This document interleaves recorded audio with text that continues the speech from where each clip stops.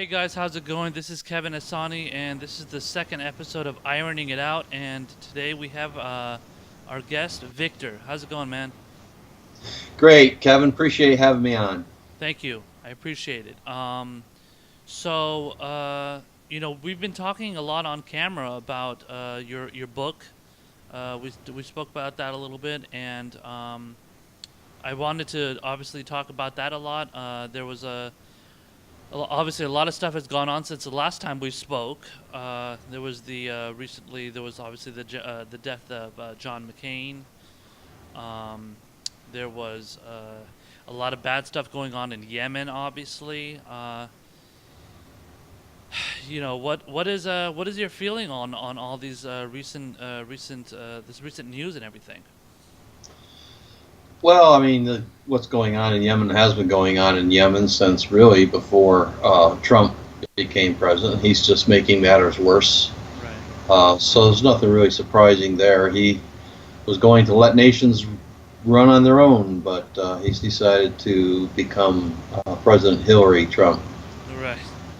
in a certain sense.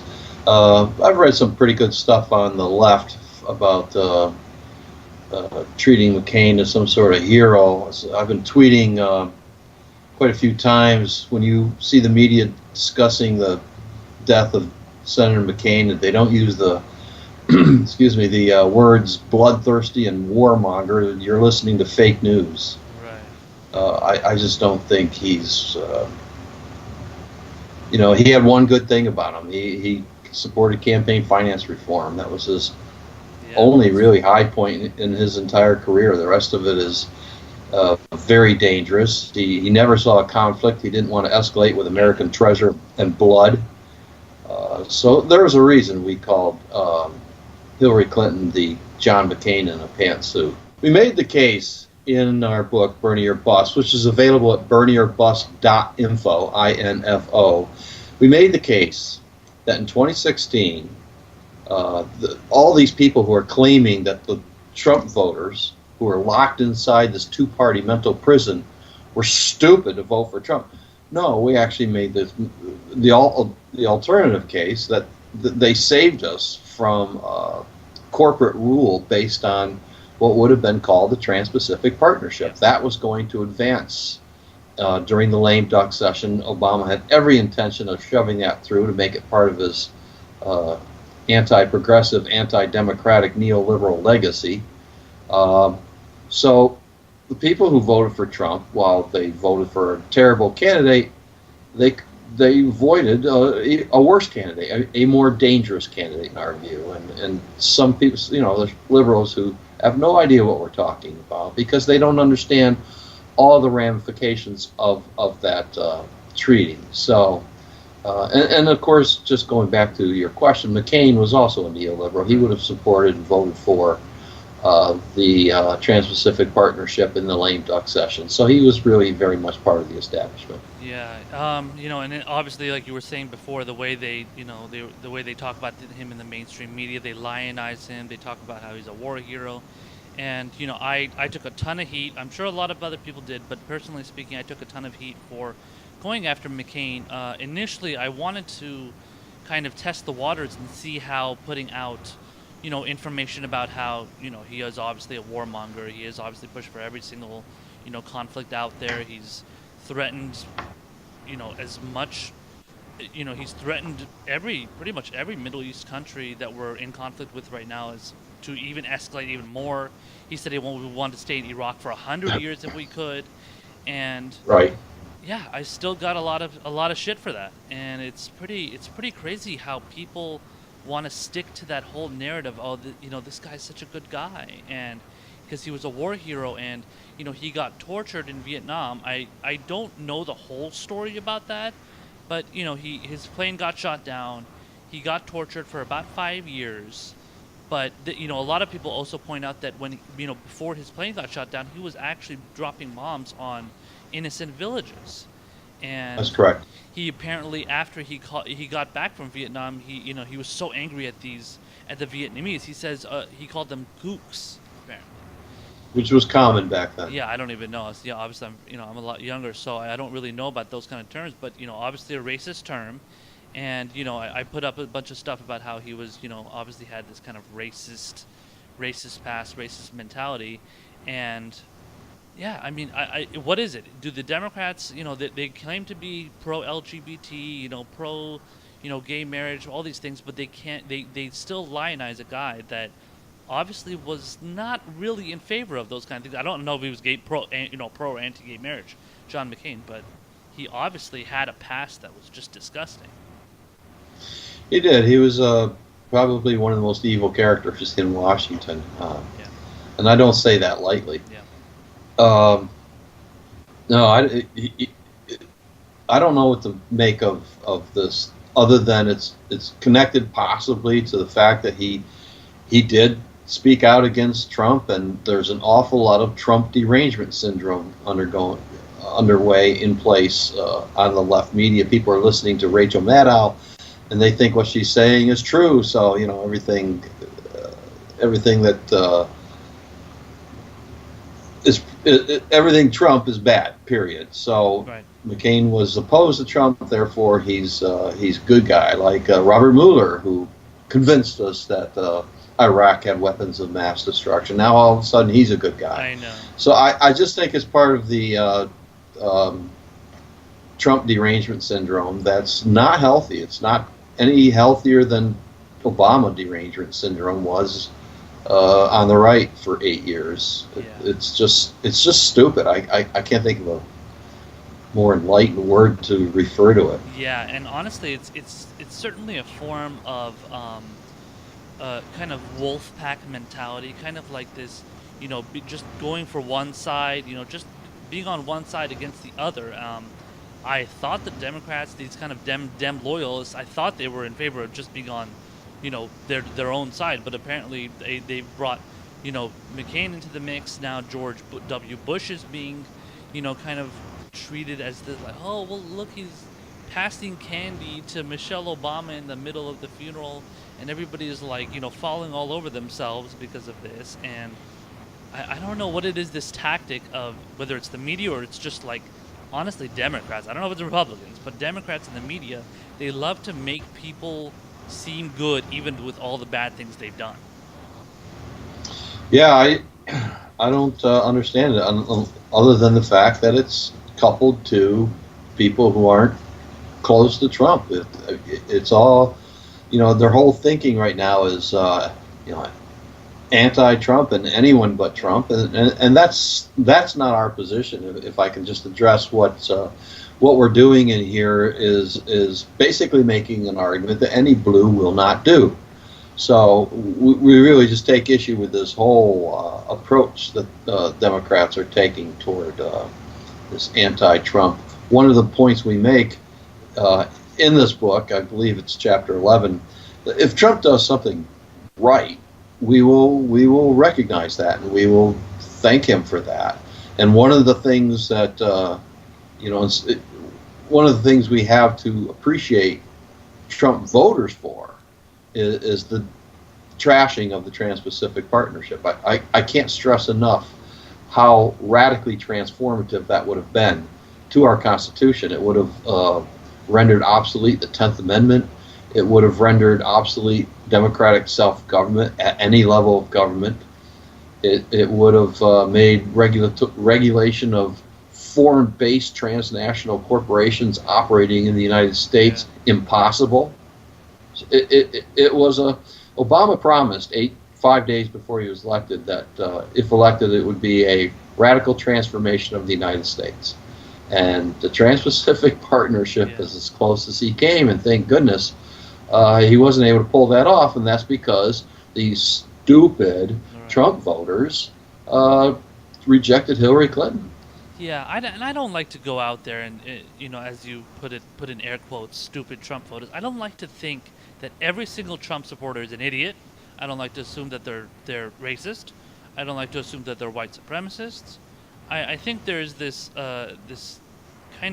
habit of everybody on the so-called left to do this, mischaracterize, straw man also us progressives as well, of course, but that's another issue we could get to. But as far as straw manning and kind of making these things up about these people that honestly they just didn't like Hillary Clinton, they didn't trust Hillary Clinton. That doesn't mean Trump is trustworthy, but he was a wild card. He was going to blow up the system, and he was going to do something that a lot of other politicians, obviously the typical Hillary Clinton, Obama types, John Kerry, all these idiots, Joe Biden, all these people, they would have just kind of kept things the same, as we all know Hillary would have done for sure. And Obama really didn't change anything. I mean, what did he do? He went out there, pushed the same warmongering policies. He pushed the same kind of generally, establishment ideas, other than his rhetoric. His rhetoric was all flowery and nice, and, we're all going to be singing Kumbaya and being best friends. Yeah, as far as I'm concerned, he was a bigger con man than Donald Trump. He ran, he spoke, he campaigned as a progressive, and then he governed as a pro-business Republican.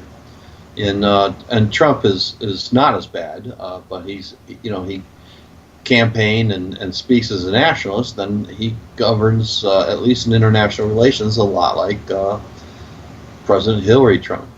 So, people say a lot of things to get elected. One thing I've learned in recent months is everyone lies. Yeah. So if you're looking at candidates, you can't trust what they're running on. You can't trust their platform. You can't trust what they say in debates. What you can do is observe their behavior in the past. What have they been doing before they became a candidate? Sure. That's what tells us most about their character and their associations and so forth. So base opinion of people on what they've done, not what they claim. Yeah. Let's get into that. So your claim of Trump not being as much of a con man as Obama. So I think I understand your point. I don't know if I fully agree with it. But I can see where you're coming from. I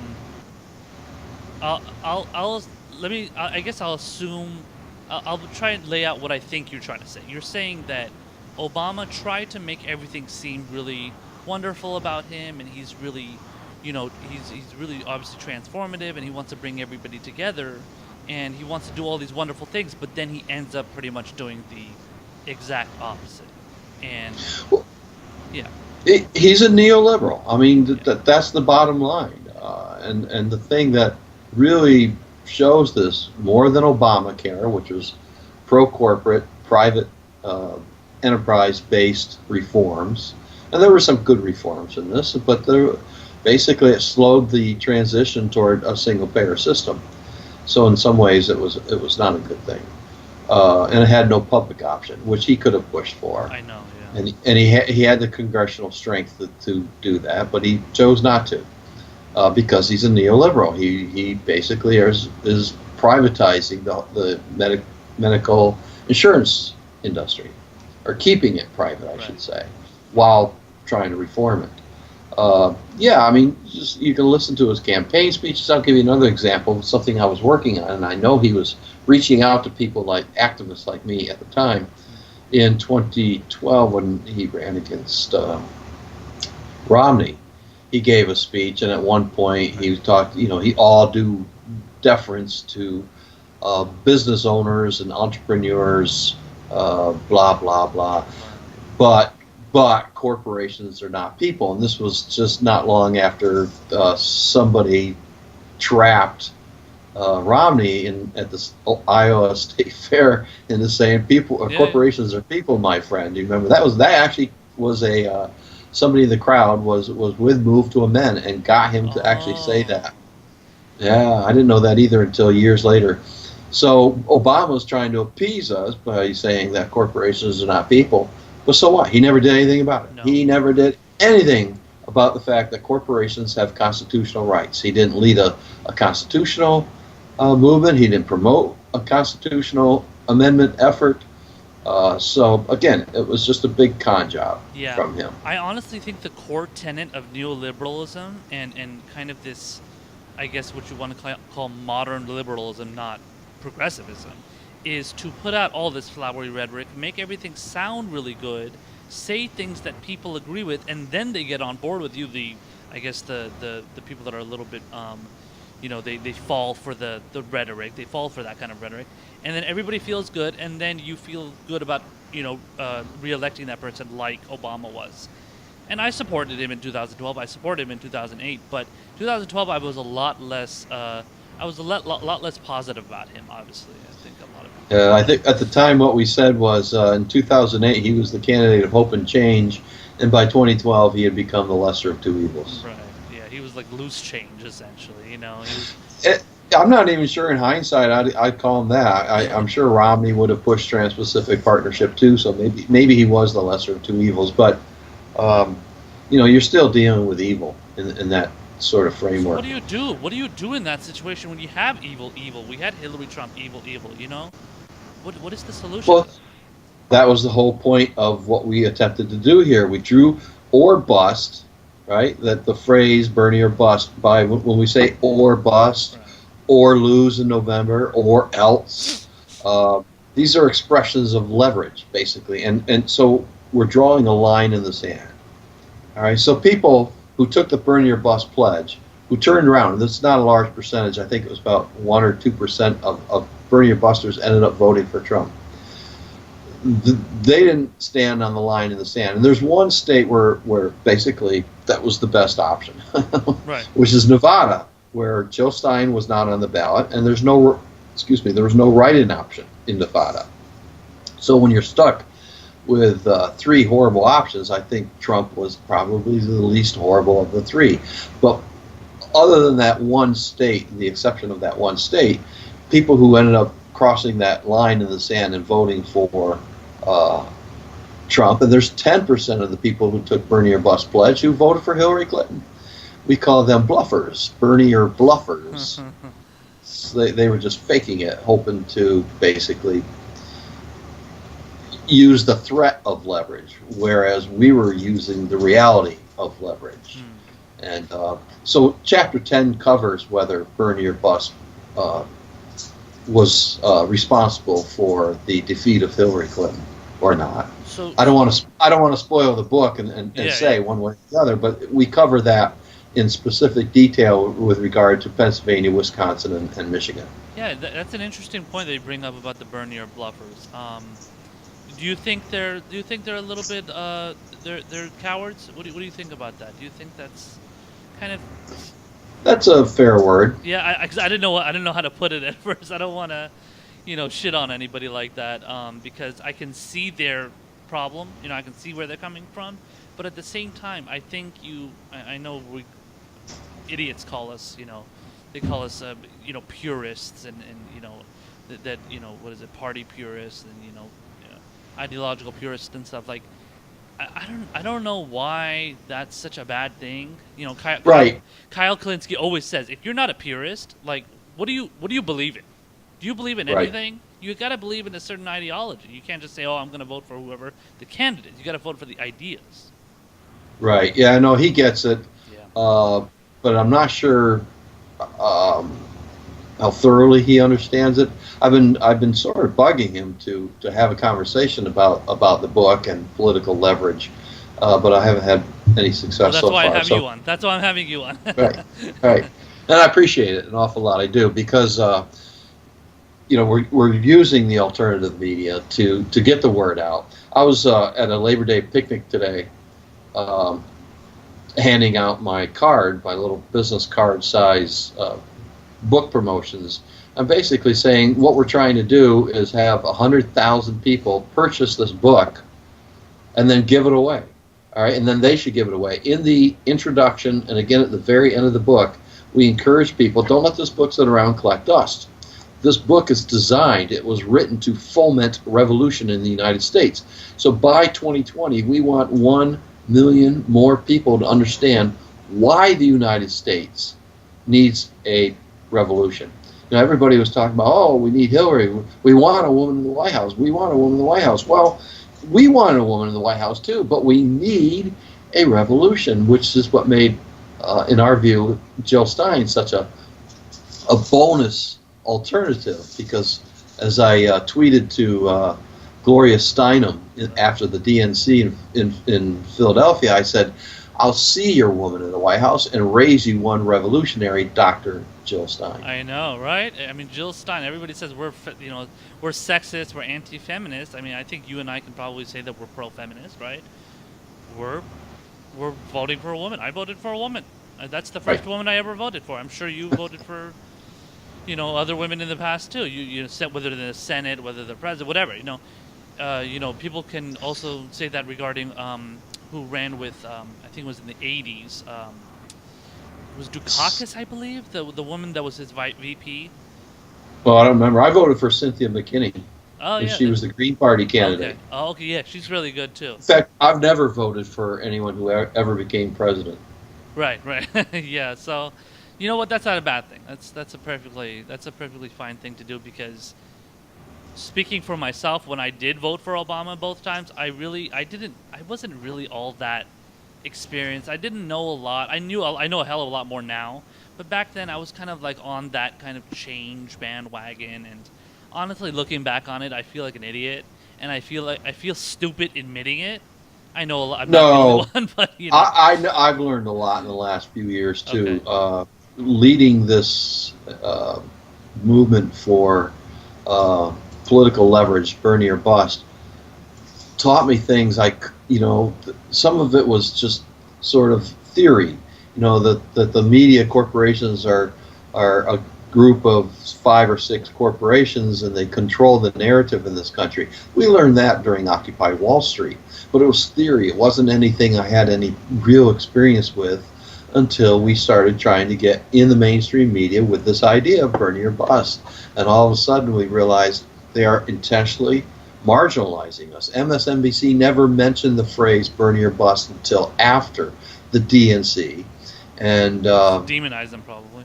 And then Rachel Maddow was asking Bernie Sanders about the problem of Bernie or bust. What are you going to do about this problem? What are you going to do? What is he going to do? I mean, this is it was exactly. It was, and I think he mentioned that. But it was never. We were never part of the campaign.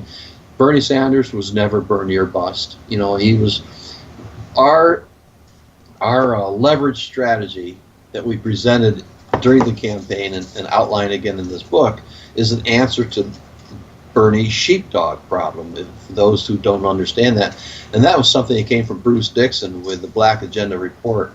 Way early in the campaign, he said Bernie Sanders is just going to be a sheepdog. Yeah.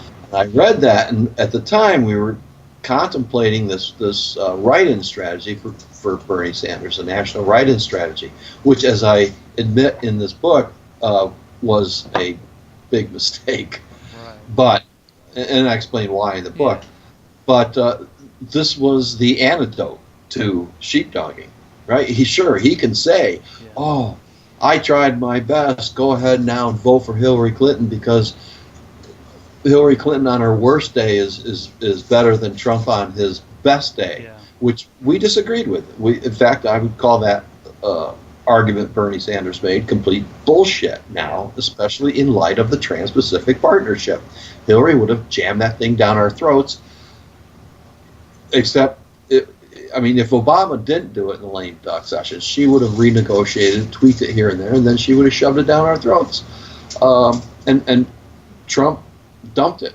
I don't know what's going to come out of these trade negotiations he's involved in. Yeah. But there's some word that he's going to dump the Investor State Dispute Settlement chapter. Again, I think that's up in the air. Or last I heard about it, Mexico wanted it, which is bizarre. I don't know why they would want something like that. But for those who aren't familiar with the term, Investor State Dispute Settlement is basically a private tribunal where corporations can essentially sue governments because the governments do something that gets in the way of profits. Yeah, just like TPP. So, right. Well, yeah, and NAFTA had it.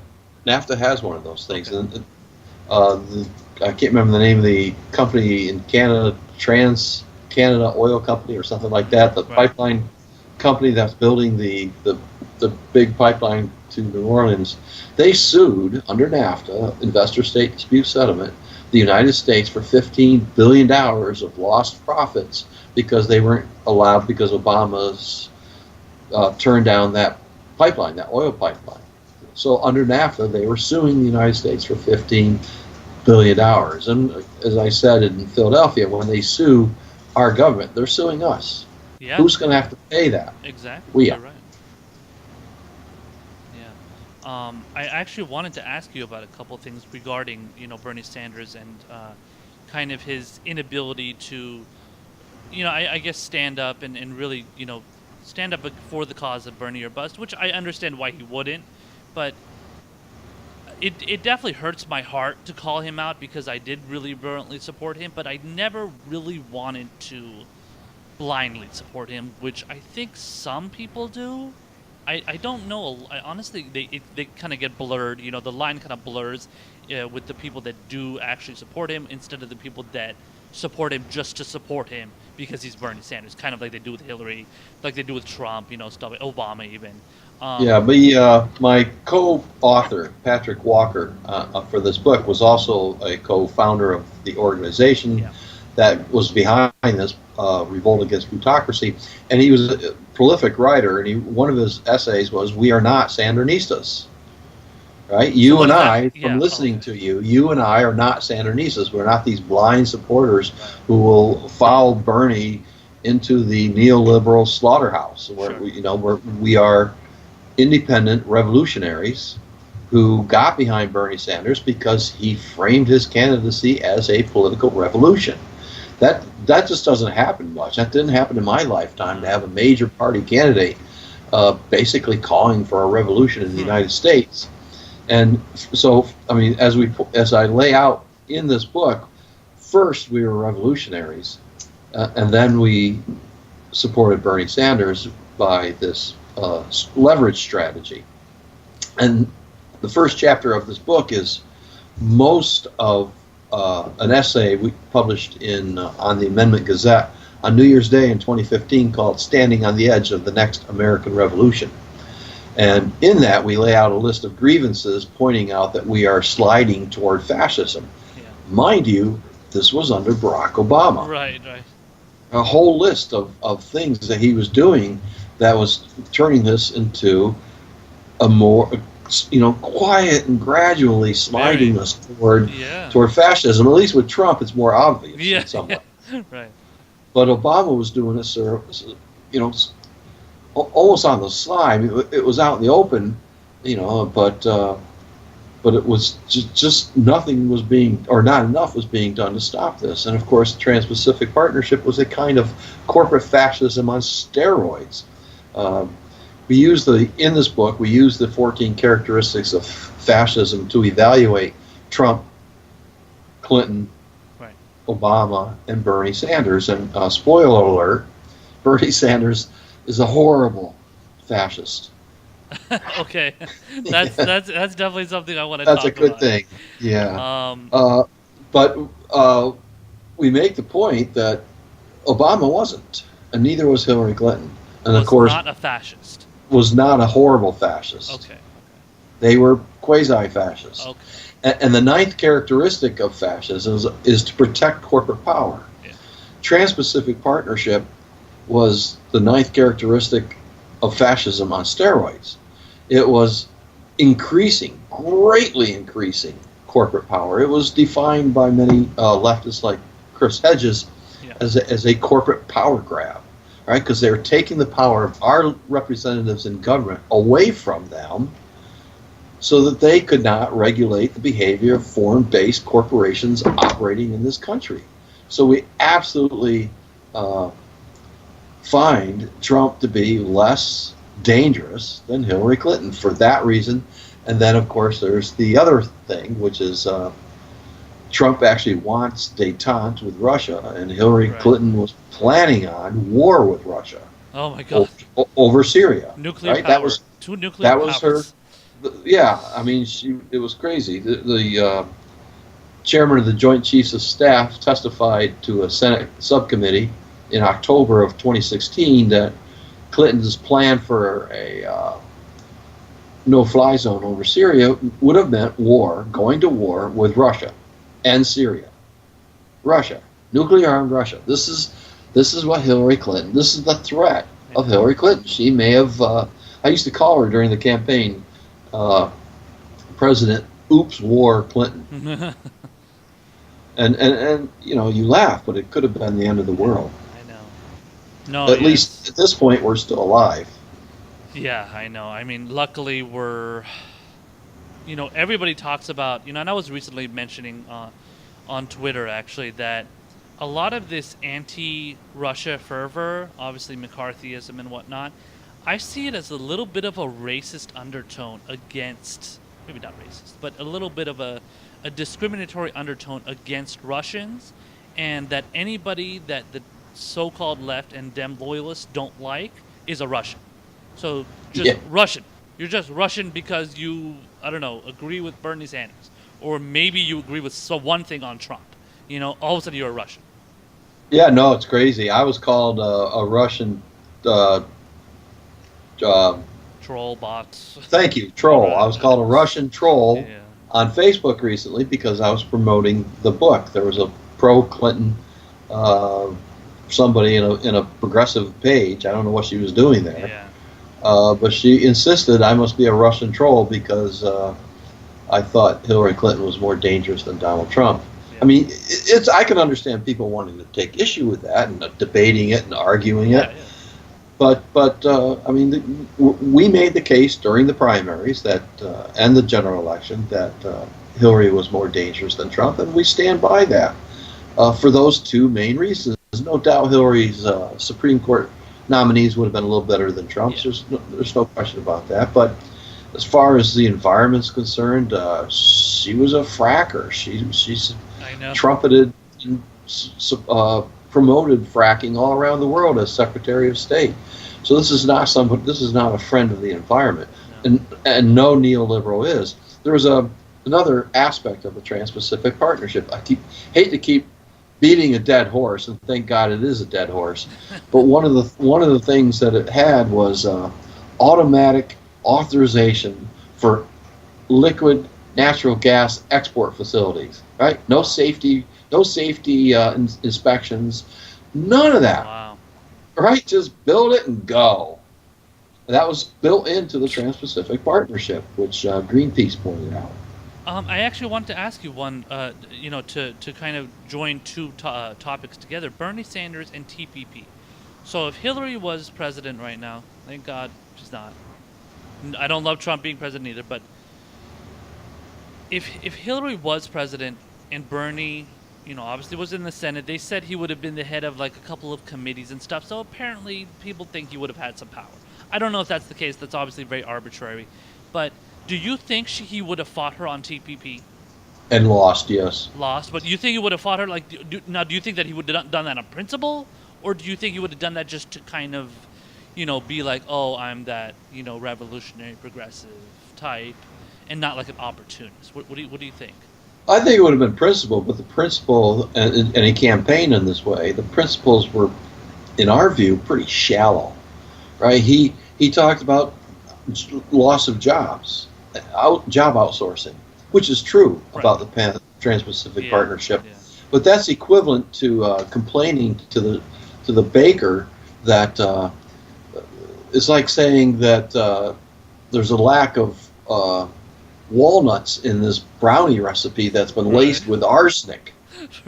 Right, and Sanders never addressed the arsenic, and maybe it's because he didn't think people would understand. That's a possibility. I don't think so. No, I don't think he wanted to get. I didn't think he wanted to piss off the DNC and bring up something that they obviously know and that Hillary knows, and then he would have. I'm not sure he knew because he was on one of the conference calls we had about the Trans-Pacific Partnership, and he admitted on the call that he hadn't read it, even though he had legal access to it. That was before it was published online. That's even he could have gone and read it, but it's written in legalese. I'm not even sure he would understand it without bringing in a trade lawyer with him to interpret this language. That's another dangerous aspect of these trade agreements. People don't realize how dangerous they are because they're written in language that I can't understand it. I'm not a lawyer. I'm not a trade lawyer. unlike the Constitution, which is pretty straightforward Yeah. language to understand. Yeah. And they did this on purpose. They don't want the American people to know what the hell they're attempting to do, which is this major corporate coup. Yeah. So, I mean, we sort of have a lot of bad things going on right now. But That's even more disappointing, honestly. That if he didn't, so you're saying that he didn't know or what, didn't understand it. There's no way he couldn't have gone somewhere, talk to a trade lawyer and say, hey, what do you think about this aspect of the TPP? Do you think it's bad? I'm sure he did it with NAFTA. I guarantee he figured out things in NAFTA that he had to ask somebody, right? He's a lawyer, like you said, so he must have known that in investment state dispute settlement chapter, which is chapter 11 of NAFTA, he must have known how bad that was. Senator Warren had a column in Washington Post about it, and I imagine Bernie Sanders read that. So he must have had some idea that it was not a good thing for American self-government and sovereignty, for that matter, national self-determination. He had to understand that, but he never made the case. Yeah. He always talked about loss of jobs, and I just wasn't sure if he really understood the threat posed to the Constitution by this so-called free trade agreement. Well, and these kind of tactics that you're talking about, so how he didn't really talk out, he didn't speak out on it. He just kind of talked about it in very general terms as far as the TPP and the dangers behind it.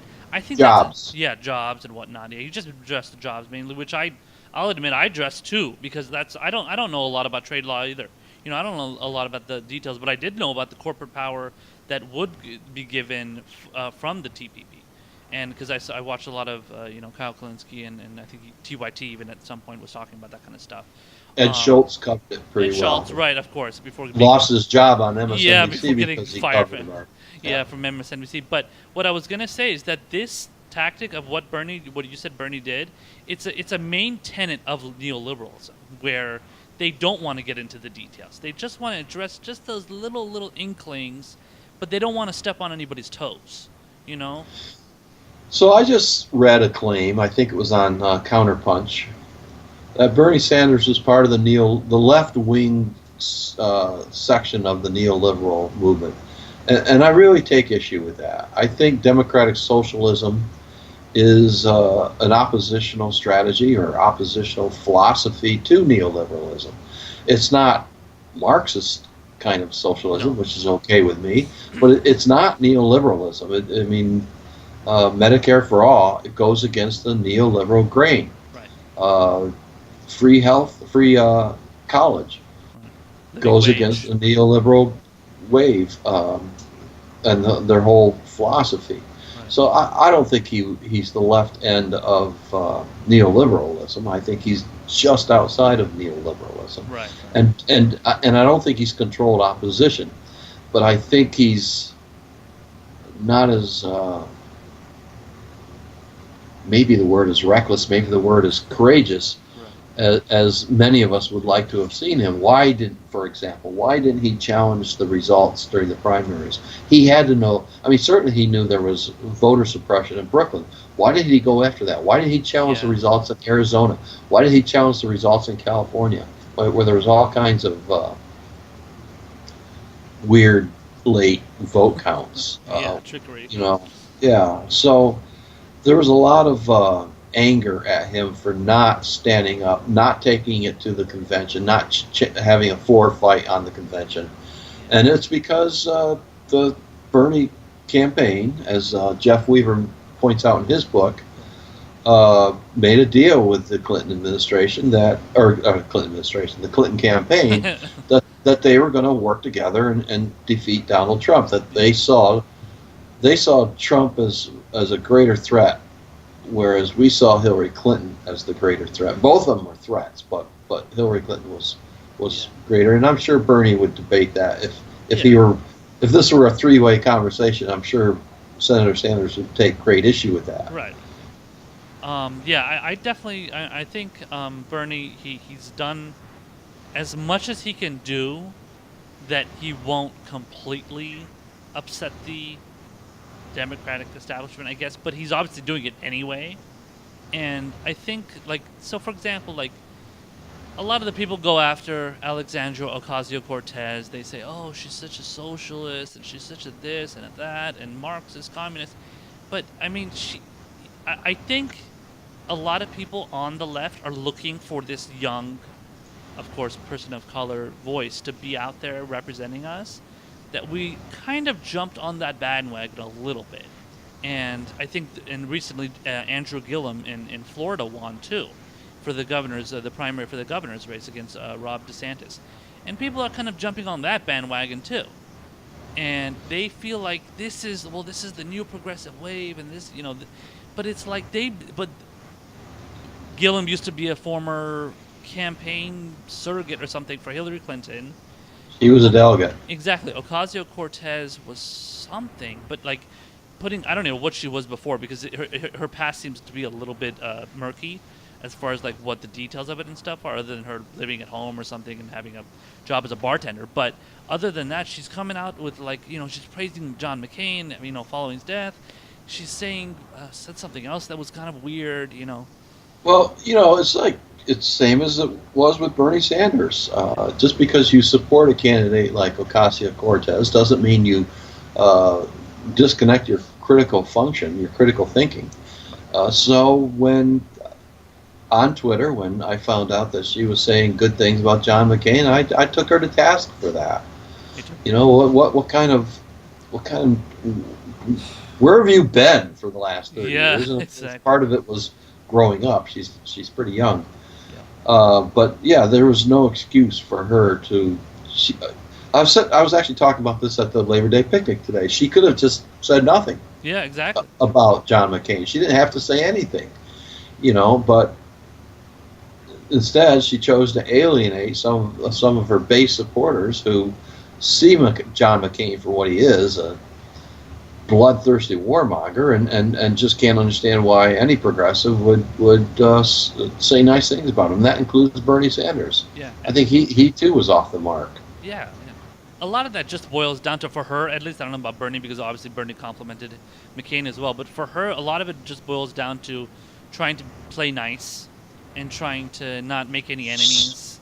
Yeah, she doesn't need to. She made more enemies. Yeah, exactly. She made more enemies by. I mean, she's not going to get. She doesn't need to get Republican votes. No. That's what's so strange about her adulation of Senator McCain, is she doesn't need to brown nose or buddy up with the Republicans in her district at all, because there aren't nearly enough to defeat her.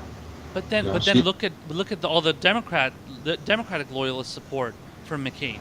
Maybe she was trying to reach that base, I guess, or that kind of. All she had to do was stay silent. I know, it's crazy. Just don't talk about that subject. I know. It's apparently maybe she just didn't realize what a sick ass psychopath he is. No, or was. I don't think so. No, she knows. She's not an idiot. I mean, anybody can. All you have to do is fucking Google, a bunch of shit about McCain. You can find it easily on anywhere, and you can see all the bad stuff he said. But maybe she didn't, and instead maybe Yeah. she's watching MSNBC. Let's hope not. I hope not, because MSNBC was going after her too after she beat Crowley. But obviously McCain famously one time said bomb Iran, and got a good chuckle out of that. And like I said before, he said we could stay in Iraq for 100 years, 50 years, whatever, if we want to. I mean, this is not a guy that you need to, like you said, it's not a guy you need to be praising. Just stay silent, stay out of the loop. Stay under the radar, fly under the radar. You'll be okay. But she wants to get in somewhat okay with the Dem loyalist, semi-Republican, never Trumper crowd, I guess. I guess, again, I don't think she needed to say anything. Yeah. Silence was golden on that issue for her. Yeah. Maybe she took her lead from Bernie Sanders. I don't know. I don't know why she said it, but I just think it was a mistake. I think she alienated more people than she gained in support. Yeah. Right. I wanted to ask you, just to switch gears, I want to ask you if you've heard of the, going back to the issue of Yemen, I want to hear see if you heard about the Operation Desanitize on Twitter. Op Desanitize.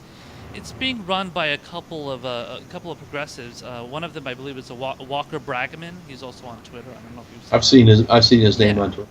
yeah, he's a really good guy. I was gonna set up an interview with him as well. But yeah, he kind of pushed this Operation Desanitized kind of movement where they are calling out what's going on in Yemen, how they're telling the media to talk about Yemen more, and I think it worked a little bit because they ended up doing that on MSNBC and CNN, I believe. And it's been an interesting little uh, I guess somewhat change for gradual change a little bit from the mainstream media. And I was going to ask you if you think like do you think those are useful movements just like your burn your bust movement, you know, obviously they ignored that a lot more, which is really unfortunate, but do you think these kind of movements work? I think they can be useful. You know, they obviously raise people's awareness of a dire situation halfway across the world. But I think Caitlin Johnstone has it Yeah. better, which is basically we need to move away from corporate media. People need to start getting their information from progressive. Uh, what's your Progressive blacksmith, yeah. Huh. blacksmith Yeah. or the secular talk Yeah. or Mikasa Sikas. I mean, Tim Jimmy Black, Dore. Jimmy Dore. Jimmy Dore. Yeah. Just better sources of information. Right. And then of course, what's her name? The Empire Files, Abby Oh, I Martin. love Abby Martin. She's awesome. Right. So there's people out there. I think that's what we need to do is start just using all of our resources. Obviously, Yeah. we can't run big ads on corporate media Yeah, of course. against corporate media. They probably won't even run it. Yeah. But we can use social media and just get the word out to stop watching corporate media. Yeah. 'Cause Uh, you can't appease them. You can't be like, no, poking them, prodding them. They're not going to listen. It's I don't know what happened with the whole this operation to desanitize that I'm telling you about. I don't know. I hope that had an effect on the mainstream media, but luckily thanks to Twitter and I guess some people not being shadow banned and silenced, we are able to get the message out there a little bit to these different hosts, Chris Hayes and whatnot. So I tried like hell to get Chris Hayes to cover your bus the whole time. I was right, constantly saying, "Hey, you know, this is a growing movement. There's 50,000 people now. How come you won't talk about it?" right. I would love to have been a fly on the wall of MSNBC boardroom when Burn Your Bus was discussed, because I'm sure They were scared shitless they for did sure. not. They did not want that discussed because Yeah. because it was catching on. One of the biggest days we had two big days of a lot of people signing. They're taking the Burn Your Bus pledge. One was when Debbie Wasserman Schultz cut off access to the voter database after the Sanders campaign actually told them, "Hey, Yeah, yeah. the firewall came down. One of our guys was able to get in and look at your data. So you better fix this. You better get that fixed." And they actually banned them from using the They data for blamed reporting it. Bernie. They They blamed blamed, Bernie. yeah, What the which is hell? ridiculous. So during that 48-hour period, we just got, oh man, it was way more than a pledge a minute, if you can believe that. And then again, this one I laugh because it's so funny. She was trying to denounce us, and Sarah, what's her name, the comedian Oh, yeah, the girl, the DNC, the at the Sarah Silverman. DNC, Sarah Silverman. Silverman, got up there Ugh. in front of the whole Yeah. nation. That's the first time Yeah. anybody used the phrase "burn your bust" in front of the whole Oh, nation, and we got shitloads of traffic to our that's website. true. Yep. Yeah, people probably started Googling it right away, and Yeah, they're like, what "What is is this?" that? Yeah, what is she talking about? Right. So she was inadvertently offering us, giving us publicity, Yeah, and we got a marketing. lot of people pledging, taking the "burn your bust" pledge, voter pledge, in the aftermath of that Yeah. denouncement that she attempted. You know, there was also another funny thing that happened. I don't know.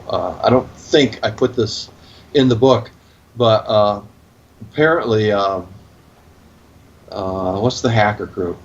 Anonymous busted into her Twitter account and tweeted Oh yeah. something. Yeah, in the Oh, aftermath of that. So really?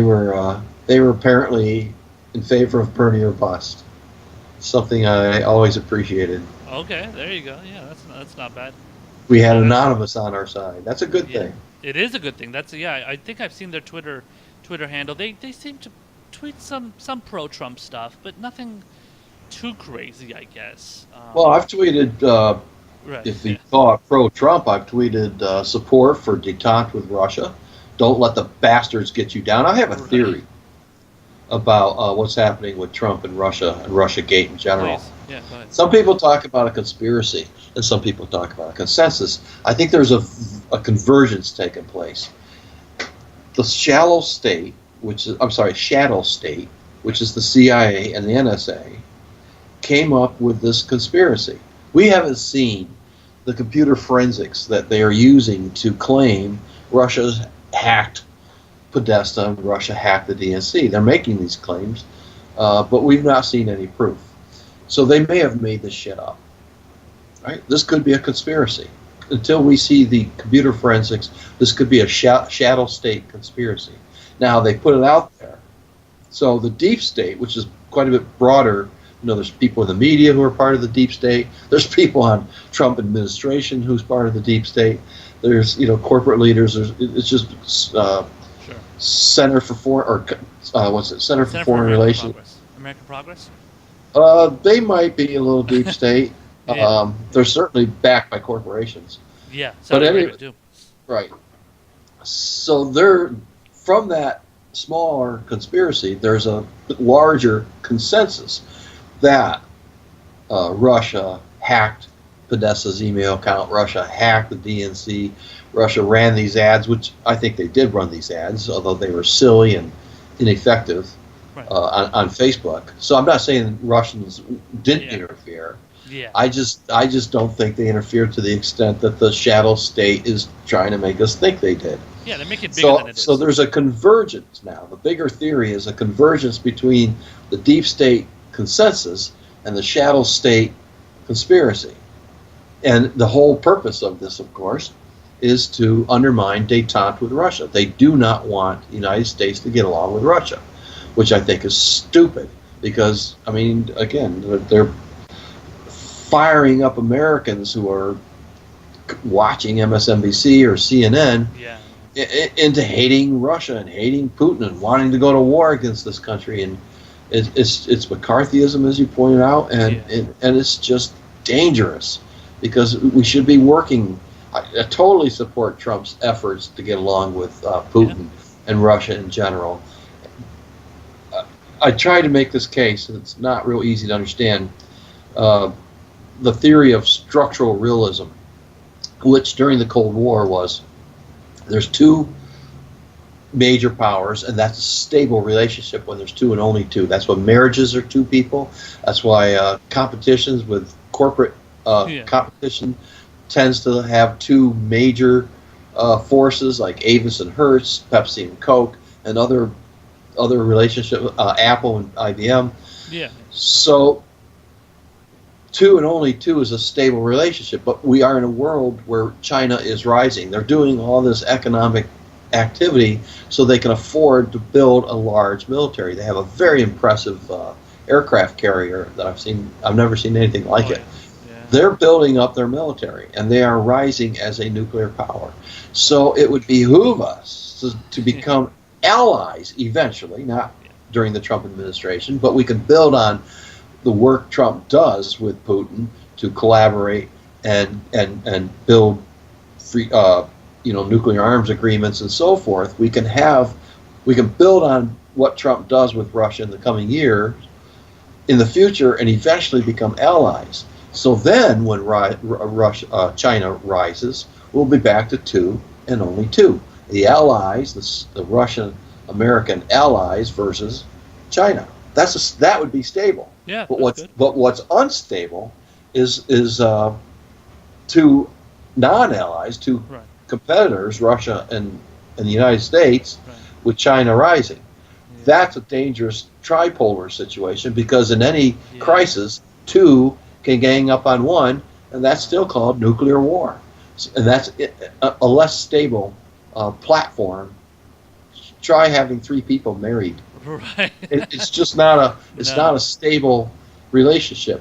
But the potential for a U.S.-Russian alliance someday. Maybe Russia joins NATO. I don't know how that Yeah, would maybe. work out, but that has promise of stability in an era of rising Chinese power.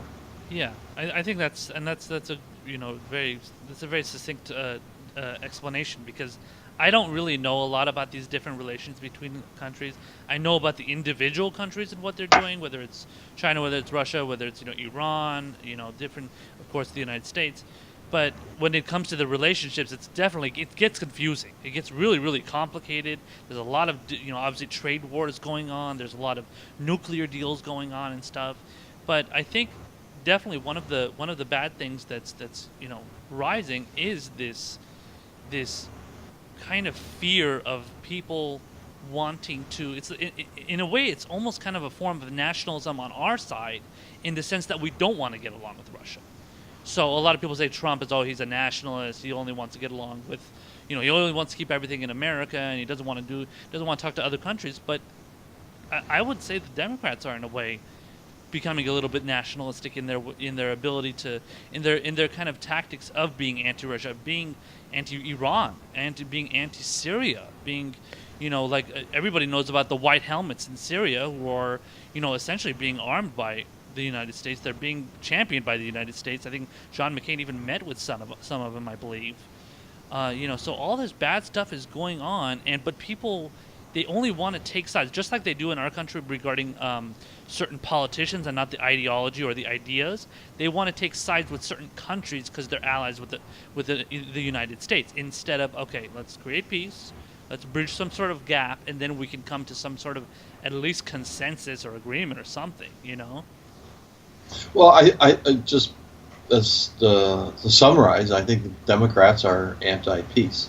I don't think the Republicans are much better. I don't think I don't think Trump wants peace, other than with Right. Russia. Right. But I don't. He's certainly not a peace president. No. But we'll see. I mean, he's dropping more bombs than even Obama did. I know. Yeah. So uh, it's a very dangerous and hazardous time, because where's the party of opposition to this militarism? The Green Party. Yeah. Everything. The Green Party, and unfortunately, right now there's no, they're just not strong enough to really represent, or for whatever reason, they're not catching the support and building the support among American voters. Yeah. One of the reviewers of the book pointed out that Bernie or Bust did more to build Green Party membership and Green Party support than any other organization outside of the Green Party. I think you guys did it for me too. I mean, I didn't know about your book, during the election, but I became Green Party. My dad was Green Party for a long time. He voted for Nader and stuff, and around the Nader period is when the Democrats and Republicans definitely started buckling down on the Green Party and not allowing them to be in the debates and stuff. This was past Ross Perot and everything too. Right. And, Ross Perot was a pretty influential figure, just for the fact that he was an independent and he wasn't, pro Democrat, pro Republican, but he had ideas from both sides. I think he was a little bit of a conservative, actually, if I remember correctly. Yeah, he was. But but I mean, as far as the Green Party goes, I think your movement, Bernie or Bust, for sure. As much as it's demonized, I think it's done a lot of good, because it's created this kind of third or fourth or fifth kind of wing where we can go there and we can feel like we're appreciated, instead of being treated as crazies. Right. We have a transpartisan strategy we're running for the 2018 elections. I just want to touch on real quickly. Yeah, go for it. We were trying to come up with progressive or bust. How do we do this? How do we get Yeah. voters all across the country to evaluate candidates based on, are they progressive or are they not progressive? And we came up with this idea that John Rachel, a novelist, has been working on for 5 years, called the Candidate's Contract. So we worked on it, we refined it, we came up with the acronym Contract for American Renewal, which is pronounced CFAR. Right. And we want candidates to sign this Contract for American Renewal, and then we put their picture on our websites, and then people could go and say, here's the candidates. You don't have to look into their finances, you don't have to look at their... Right. These people have signed the Contract for American Renewal, which is a way of voters telling candidates, hey, here's our agenda. We don't care about your platform. Here's our agenda. Sign on, or we're not supporting you. Yeah. It's a innovative, grassroots, bottom-up strategy to basically attempt to set the agenda of the next Congress. Perfect. So it's our leverage strategy for 2018: CFAR or else Okay. lose in November. Awesome. All right. Well, I think that's a great note to end this this podcast on. I had a lot of more things that I wanted to talk to you about, but I want to let you go for now, and we'll definitely bring you back on for sure. Great. I look forward to it. All right, Victor. And Thanks again, Kevin. if you could please, yeah, no problem. If you could please show your book again. Yeah, it's burnierbus.info, INFO. Yeah, and the Twitter handle is Bernie or Bust. I'm following you as Right. well. Everybody, Yep. please follow Victor. He's got a great account on there, and yeah, and please buy the book. I'm definitely thinking about buying the book as well. I have a good collection of political books that I want to read. And Don't keep it. yeah, Read it. don't keep read it Yeah, and give it away. We're fomenting Right, revolution. yeah. Absolutely. Okay. All Thank right, you. Victor. Thank you very much. And Thank you. everybody else out there, thank you for watching. And I am the Progressive Blacksmith, Kevin Asani, and I will see you next time. Take care, everybody.